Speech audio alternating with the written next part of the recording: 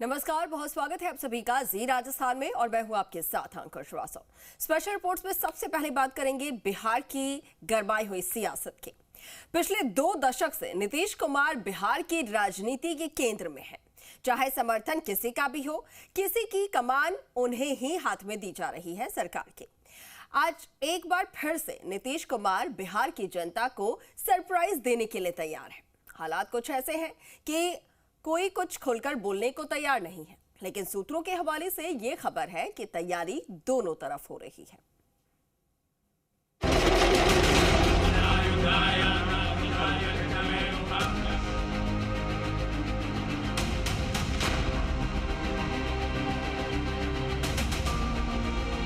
बिहार के सीएम नीतीश कुमार को आप अक्सर एक बात कहते हुए सुन सकते हैं, हमने तो पहले ही कहा था।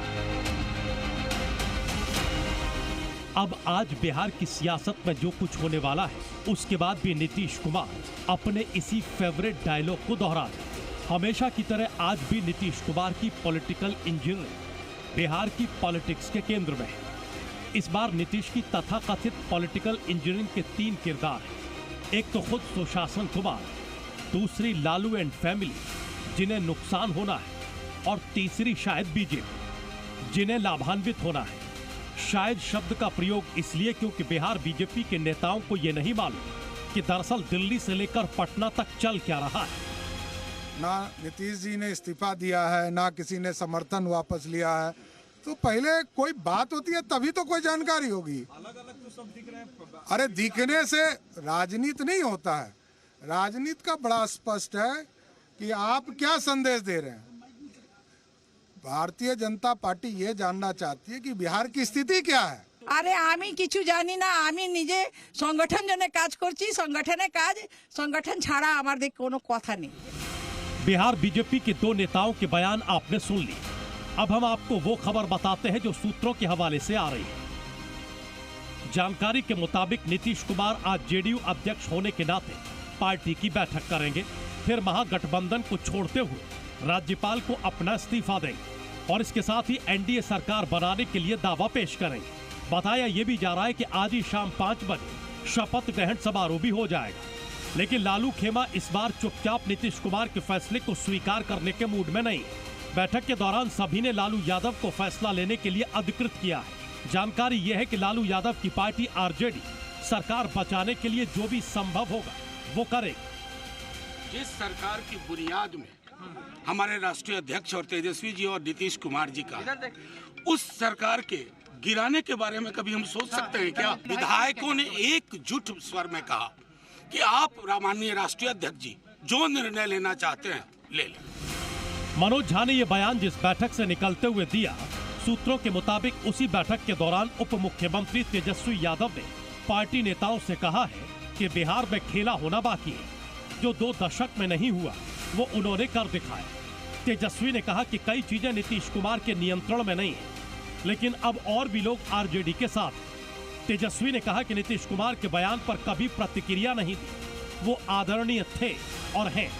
फिलहाल बिहार में किन लोगों को सत्ता सुख प्राप्त होगा ये पता चलना बाकी है, लेकिन इस बात का फैसला हो चुका है कि किन लोगों के हाथ से सत्ता छिन जाएगी। ये बात और है कि सियासी शतरंज के जिन मोहरों पर दांव चला जाना है, उनके नाम सिर्फ और सिर्फ खिलाड़ी को मालूम है, किसी और को नहीं।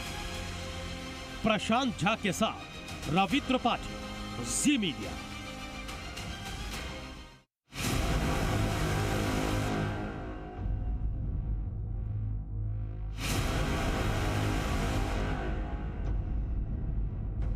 ये सभी लोग विपक्ष के लोग एकजुट होंगे तो 2024 के चुनाव में जो देश की जनता का है वो निर्णय बहुत अच्छा आ जाएगा। तब इन लोगों को पता चलेगा। हम लोग तो सवाल ही नहीं पैदा होता है। मर जाना कबूल है, उनके साथ जाना हमको कभी कबूल नहीं है। ये अच्छी तरह जान लीजिए, समझ लीजिए। नीतीश कुमार अपने राजनीतिक जीवन काल में तीसरी बार एनडीए का सहयोगी बनने को तैयार हैं। अलग अलग वक्त पर अपना नफा नुकसान देखते हुए नीतीश कुमार एनडीए से आते जाते रहते हैं। इस बार नीतीश कुमार के पलटी मारने की वजह है लोकसभा चुनाव में बिहार में हार का डर। और इंडिया गठबंधन में तवज्जो न मिलने से नीतीश का मन गठबंधन से ठिठकने लगा था। वैसे भी इतिहास गवाह है, जब जब लोकसभा चुनाव में नीतीश एनडीए से दूर रहे हैं, उनका नुकसान हुआ है। 2009 में लोकसभा चुनाव में एनडीए के साथ थे, तब जेडीयू को 40 में से 20 सीटें मिली थी। लेकिन 2024 लोकसभा चुनाव से पहले नीतीश एनडीए से अलग हो गए थे। उस साल जेडीयू को सिर्फ 2 सीटें मिली थी। इसके बाद 2019 में एनडीए के साथ थे तो उनकी सीट बढ़कर 17 पहुंच गई थी। अब 2024 लोकसभा चुनाव में कहीं जेडीयू फिर इकाई अंक में ना पहुंच जाए, ये डर भी नीतीश कुमार के मन में हो सकता है। नीतीश कुमार के पुराने रिकॉर्ड को ध्यान में रखते हुए बीजेपी इस बार शर्तों के साथ नीतीश कुमार को साथ ला रही है। इसमें सबसे बड़ी शर्त ये होगी कि वो एनडीए के दूसरे सहयोगियों का ध्यान रखें। पशुपतिनाथ पारस, चिराग पासवान, उपेंद्र कुशवाहा और जीतन राम मांझी नीतीश कुमार के विरोधी रहे हैं। ऐसे में उनके सम्मान की भी बीजेपी ने शर्त जरूर रखी होगी। लोकसभा में सीटों के बंटवारे पर किसी तरह का विवाद न हो, इसके लिए भी बातचीत हुई होगी। खुद चिराग पासवान ने गृह मंत्री अमित शाह और बीजेपी अध्यक्ष जेपी नड्डा से मुलाकात कर नीतीश से विवाद की पुरानी कहानी याद दिला दी। लोक जनशक्ति पार्टी रामविलास ने अपनी तमाम बातों को, अपने तमाम कंसर्न्स को, अपनी तमाम चिंताओं को उनके समक्ष मजबूती से रखा है। उनके द्वारा भी एश्योरेंस कई विषयों पर दिया गया है। कई विषय हैं जिस पर विस्तार में हम लोग की चर्चा हुई। लगभग आधे घंटे तक ये बैठक चली है। जाहिर है नीतीश कुमार राजनीति की हवा देखते हुए कोई भी फैसला लेते हैं, तीसरी बार एनडीए में शामिल होने पर वो अपना सियासी नफा नुकसान जरूर देख रहे होंगे। विधानसभा में कम सीट होने के बावजूद नीतीश कुमार का मुख्यमंत्री पद बरकरार रहेगा। जेडीयू के संभावित टूट का खतरा भी टल जाएगा।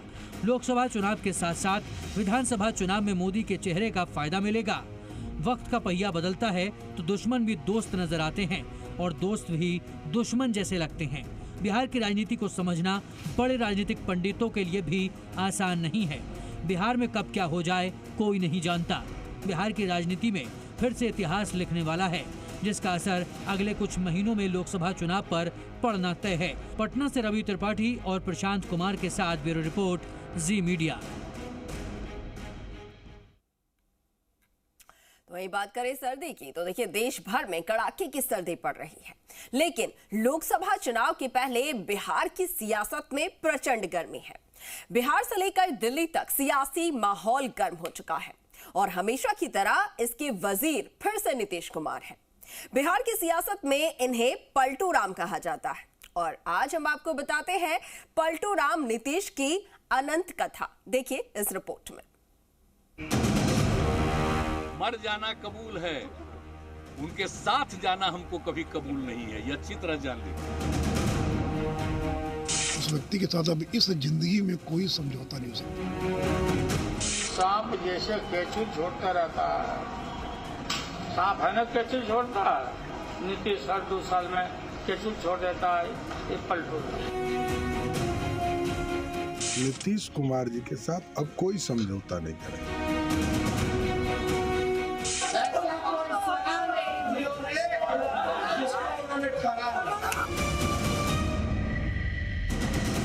इनका इतिहास विश्वासघात का इतिहास रहा है।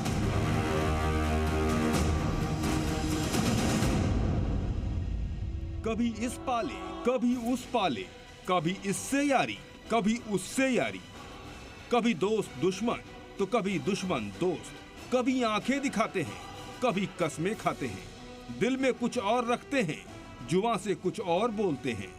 लालू यादव के बाद बिहार की सियासत के धुरी बने नीतीश कुमार का तारुफ कुछ ऐसा ही हो सकता है। कभी रामविलास पासवान को सियासत का मौसम वैज्ञानिक कहा जाता था, जो सियासी हवा के रुख को बखूबी पहचान लेते थे। नीतीश कुमार में भी सियासत की हवा के रुख को पहचानने की विलक्षण प्रतिभा है। लोकसभा चुनाव करीब है और हवा के रुख को वो पहचान चुके हैं। जाहिर है नीतीश को लालू यादव की यारी अब बुरी लगने लगी। जरा याद कीजिए वो दौर जब 1996 में नीतीश ने लेफ्ट से गठबंधन तोड़ लिया था और बीजेपी के नेतृत्व वाले एनडीए का हिस्सा बन गए। नीतीश बिहार में बीजेपी के साथ 2013 तक साथ मिलकर चुनाव लड़ते रहे, लेकिन 2014 के लोकसभा चुनाव में मोदी को पीएम फेस बनाने का ऐलान किया गया तो बीजेपी की यारी उन्हें बुरी लगने लगी और नीतीश कुमार की जेडी अकेले ही चुनाव लड़ी। फिर तू मैं शुरू हो गया। ये हुंकार किसका है?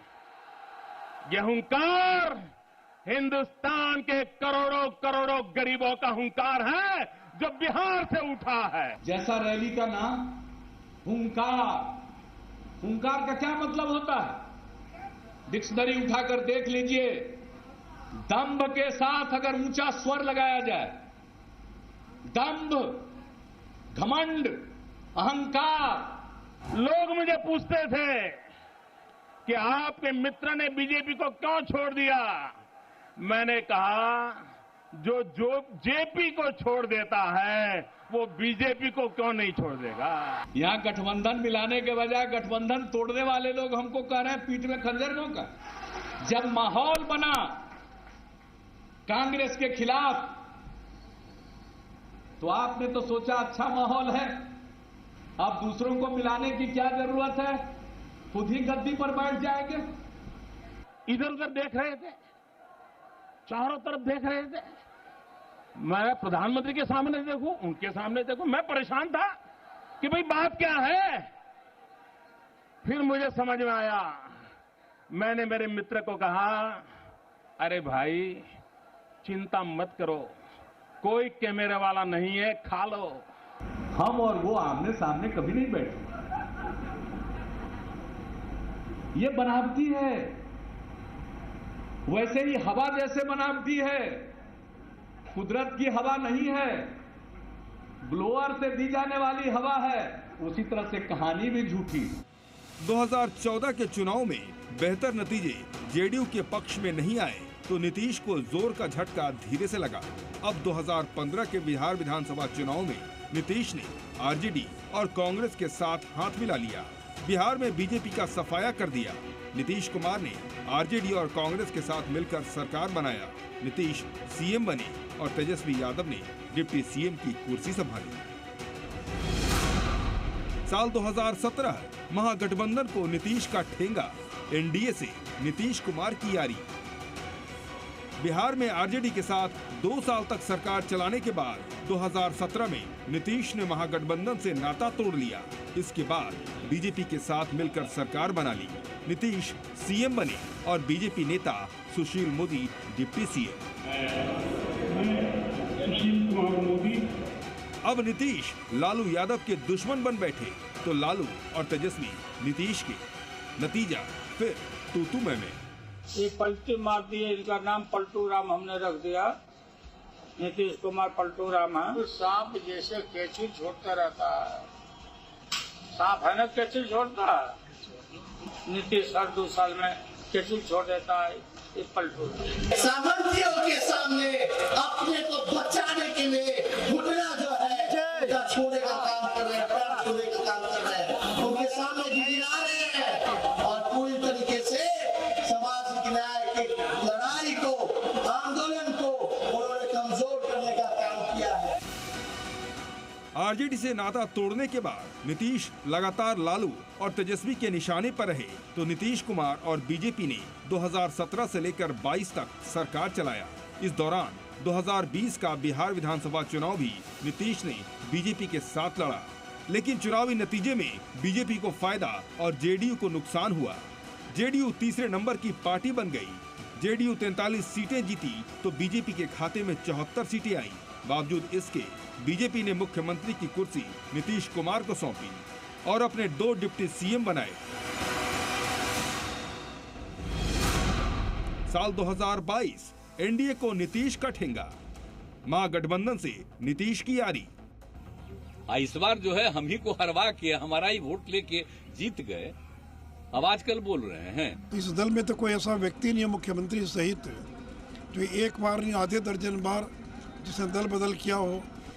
बिहार की सियासत में जैसा नीतीश कुमार को पलटू राम का नाम मिला, बिल्कुल वैसे ही फिर पलटने की जुगत में जुट गए। नीतीश कुमार 2020 में सीएम जरूर बन गए, लेकिन बीजेपी का दबाव बर्दाश्त नहीं कर पा रहे थे। बिहार में 2 साल सरकार चलाने के बाद नीतीश कुमार ने फिर पलटी मारी और वापस आरजेडी और कांग्रेस के साथ गांठें बांध ली। और बीजेपी में न जाने की कसम खा ली। हम लोग तो सवाल ही नहीं पैदा होता है, मर जाना कबूल है, उनके साथ जाना हमको कभी कबूल नहीं है। ये अच्छी तरह जान लीजिए, समझ लीजिए, सब बोगस बात है। काहे के लिए बोल रहा है? अब 2024 का लोकसभा चुनाव है। अयोध्या में प्रभु श्री राम की प्राण प्रतिष्ठा हो चुकी है। पूरा देश राममय है। कहने वाले यही कह रहे हैं कि बीजेपी 400+ सीटों के साथ केंद्र की सत्ता में वापसी कर रही है। ऐसे में नीतीश कुमार एक बार फिर पलटी मार जाएं, इसमें आश्चर्य कैसा? ब्यूरो रिपोर्ट, जी मीडिया।